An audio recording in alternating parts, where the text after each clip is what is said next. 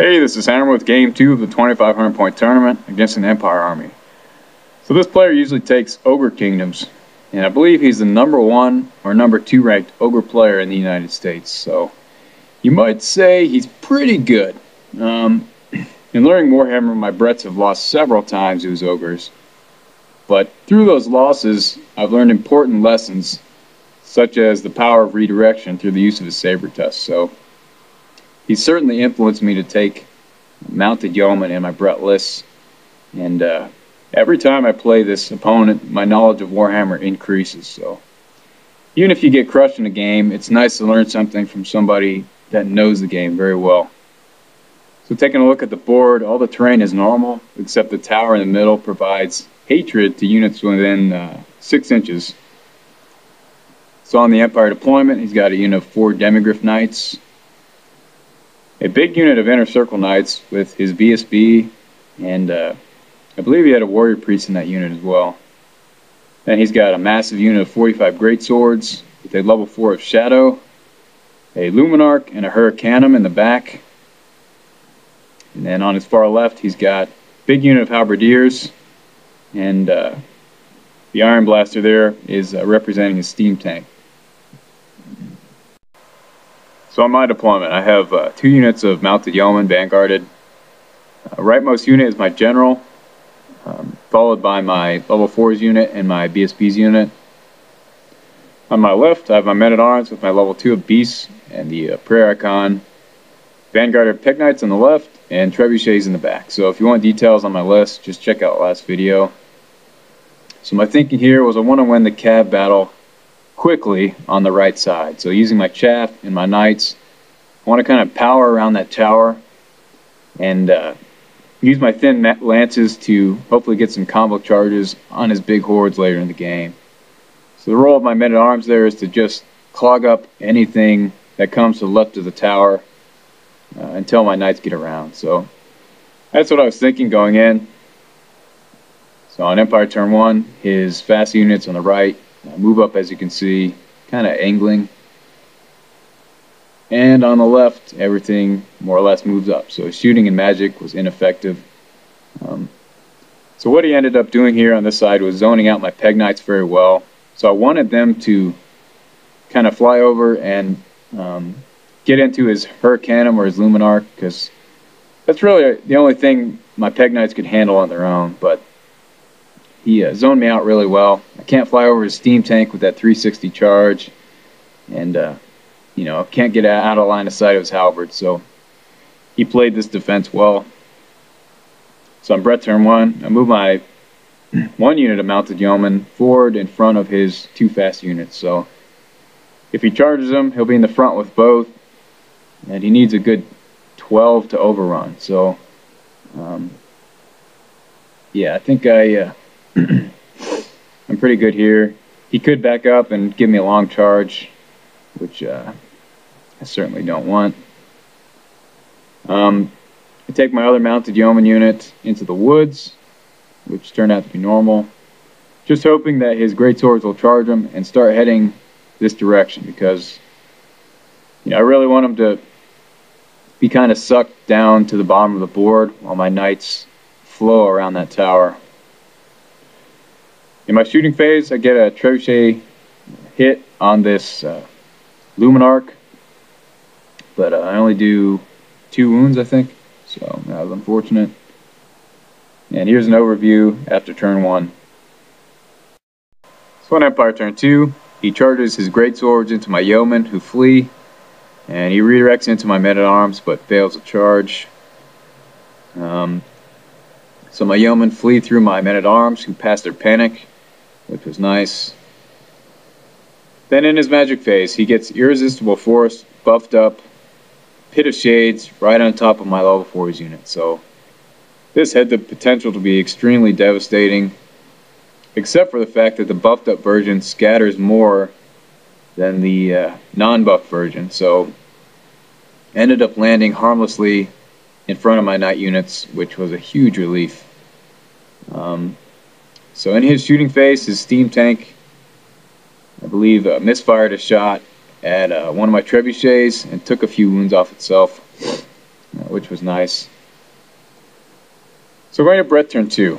So on his previous turn, to counteract my redirect with my yeoman, he backed up both of his knight units. So what I decided to do was clear out my yeoman by charging them into his Luminarch, which allowed both my BSB's unit and my general's unit to charge. So my BSB's unit needed a 9 to get into his knights, and they made that charge.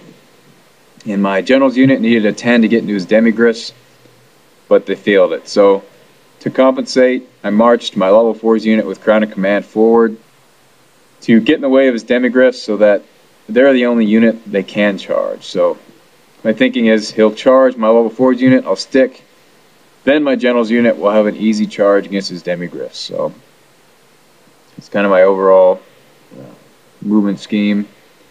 My magic phase, I got Savage Beast of Horus off on my BSB, so that brought him to 6 strength 8 attacks, which is pretty good against 1-up armor save knights. So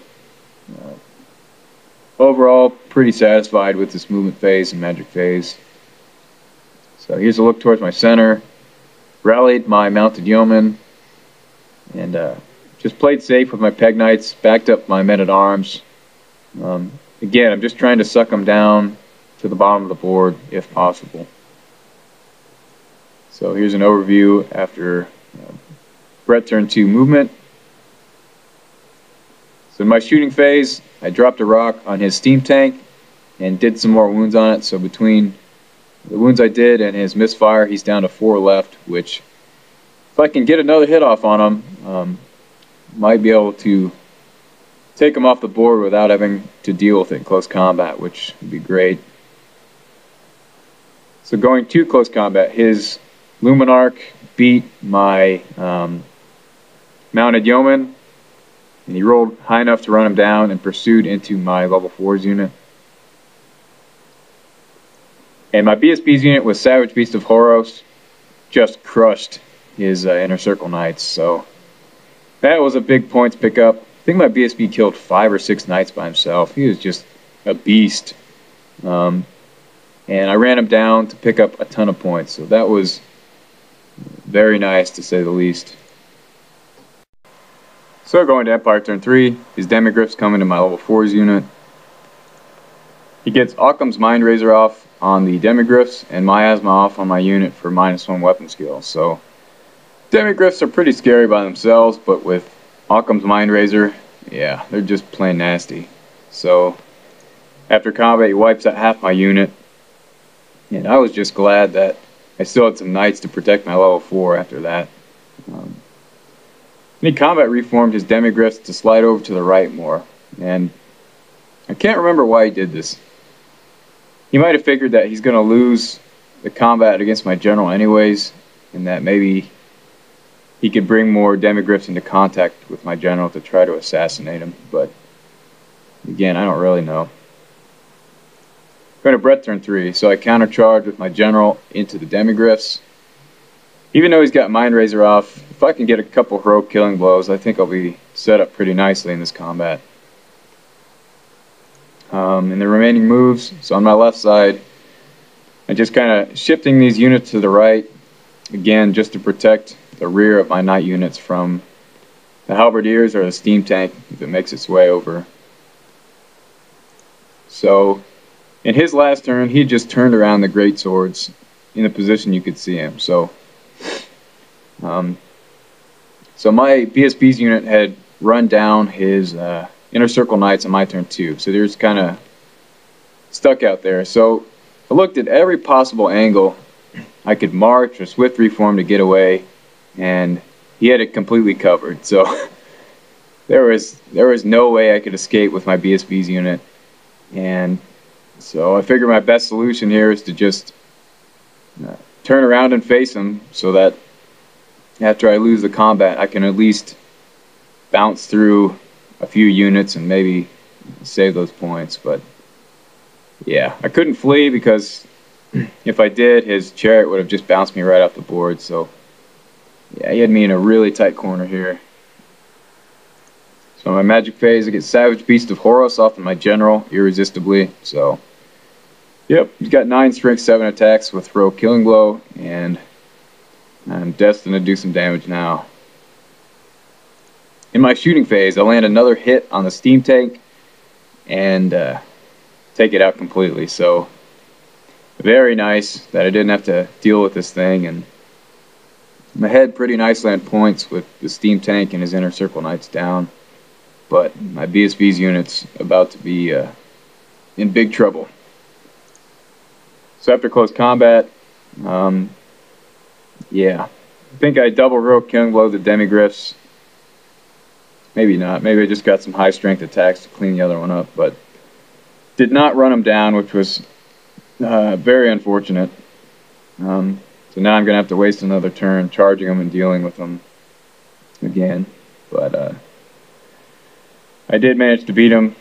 However, my level 4 is now exposed to his Luminarch, and if he wants, he can charge his Hurricanum into that fight and probably kill my level 4 through impact hits. So not the most ideal situation.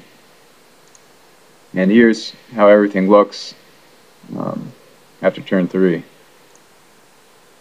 So on Empire turn 4, swords come into my BSV's unit, and he takes his Hurricanum into their flank as well. So yes, he could have killed my level 4's unit with impact hits, but he probably figures his Luminarch doesn't need much help doing that. And he's faced my BSV's unit, double Paladin unit, several times before, so he knows they have a lot of combat res. They don't give up much res with the high armor saves up front, so he needed the extra combat res with the flank and the Swift Stride to run him down, so definitely the right choice. And this was devastating. His Halberdiers needed a 10 on 2 dice to get into my Men-at-Arms, and they make it. Yeah, I thought I had planned it so that they would have to come into my front, such that he wouldn't be able to maximize his number of attacks with the terrain piece there in the way. But we measured it, and it was just barely in my flank, and oof, now I'm in big trouble here with my Men-at-Arms. So this is just showing he got miasma off on my BSV's unit, giving them -2 weapon skill. And after close combat, yeah, he beats my BSV's unit. I actually didn't lose too terribly bad. I needed a 6 rerollable, which isn't great, but it's doable. But I did fail it, and he ran me down with his Swift Stride on his Hurricanum, so lost a ton of points there. His Demigriffs rallied at the top, unfortunately. And in this combat with his Halberdiers, so we both had hatred. My Men-at-Arms killed a few halberds, but he wiped almost half my unit. But I was steadfast, and I held on a leadership 8 near my Peg Knights, so that was good at least. And I reformed, as you can see, so since he already had me kind of wide, I couldn't reform deep, because you can't take models out of base contact. So I figured the next best thing was to just reform into Horde and hope that I get lucky and beat him in this next combat. So going to Brett turn 4, I charged my General's unit into his Demigriffs, and he elects to flee. And this was a really smart move because he knows I'm going to get those points regardless, or at least I'm very likely to. So if he had held, I could have beaten him and taken a reform towards the center of the board the way I wanted to. But in fleeing, I'm hung out to dry there with nothing to redirect into. So definitely a wise move on his part. So I also take my Peg Knights into the flank of the Luminarch, just desperate to save the 300 points on my level 4. And I pull a conga line redirect with my Yeoman in front of his Greatsword. So in this situation, even if he clears out his Hurricanum and charges my General's unit, the only unit his Greatswords could charge would be my Yeoman. And that's if I can make the alignment to his unit. So a little bit dirty, but I guess it's a tournament after all. So here's an overview after movement. So in my magic phase, I threw 6 dice at Transformation of Kadon on my level 2 in my Men-at-Arms, but he matched the Dispel Scroll, and I didn't get it off, so close. If I had gotten that, I surely would have torn through those halberdiers and gotten those points. I've actually never gotten that spell off, so I'll have to keep taking beasts until I do. I also get Weisson's wild form off on my level 4's unit. It's really just for the 1 extra toughness on my level 4. Again, just want to save those 300 points, and I'll do everything I can to save them.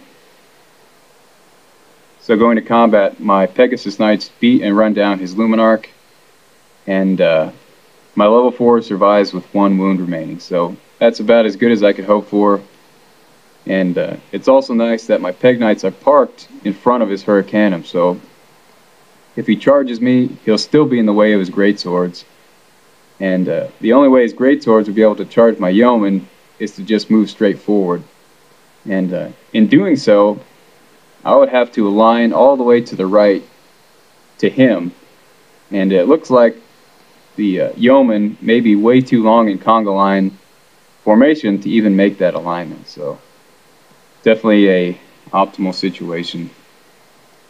So at the bottom, yeah, without Transformation of Kadan, my men-at-arms just could not hold on against these halberdiers. And, I rolled a 10 to get away, thought I was safe, and he mashed it. So, man, these halberdiers, they start on the very far left side of the board, and they got a 10-inch charge, a 10-inch pursue. It's like they're riding segways in a battle. They are fast. Who needs a horse and a swift ride when you can have Empire halberdiers? So going to Empire turn 5. So since he beat and ran down my men-at-arms on my turn, he was set up for an easy charge into my level 4's unit. So there's nothing to be gained, so I just fled and bounced safely on the other side of my general's unit, which I was happy enough with. So then I had to take a panic test, but I was on my leadership 10, and I failed it. And I ran away from the closest enemy unit and bounced right through my level 4's unit and off the board. So, since my general's unit was out of the way, this allowed his level 4 and his greatsword unit to declare a charge against my level 4's unit and bounce them off the board as well. So then, his halberdiers had to take a leadership 7 redirect test. They passed it, and they rolled an 11-inch charge into my Peg Knights. Are you kidding me? Oh my god, everything just exploded on Empire turn 5. So they crushed these Peg Knights, and in one turn, these halberdiers took half my points off the board. So clearly that was all she wrote.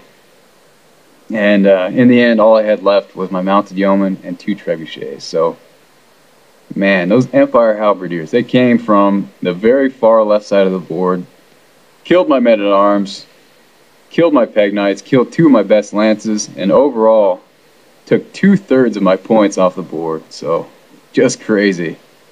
So, if you play Empire, you might want to get some halberdiers, because they seem pretty good. Yeah, I felt when we were playing this game, I thought I was neck and neck with him. I took a lot of points off his board. Thought I planned decently, but man, it just figures that the best game I've played against this opponent, I just get crushed in the end. But anyways, it was a lot of fun. We've all failed the leadership 10, but who cares as long as you have some fun in the game. So ended up being a 16-4 loss. So I gained a few points out of the deal. And the next game actually is my first ever against a Beastman opponent. So post that one when I can. Hope you enjoyed it.